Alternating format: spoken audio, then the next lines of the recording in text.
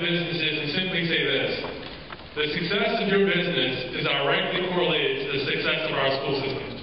That's pretty much the bottom line. When we say your profits, your gains, and your surrounding areas is directly linked to our school system.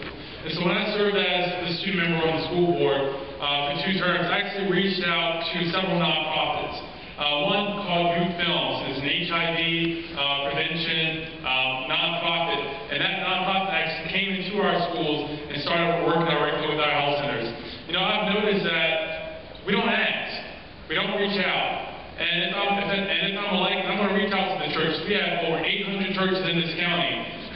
We can reach out to the churches and to the civic associations and to the nonprofits.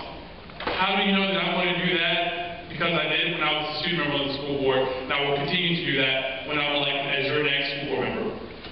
It's called Renaissance. And with this program that I've ran for 15 years, students were recognized for improvement in attendance, academics, and behavior. Now what I did was this. I made partnerships and relationships with the community.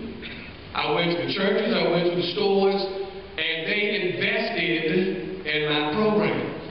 I didn't ask the school system for a dime because they weren't going to give it to me anyway. So what I did was I got the community involved in what I was doing. And basically, through partnership and relationship, it works, ladies and gentlemen. I'm telling you what worked because it improved the schools I worked at. The attendance got better. Grades improved.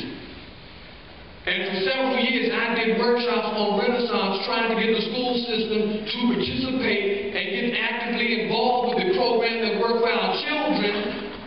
And nobody touched it.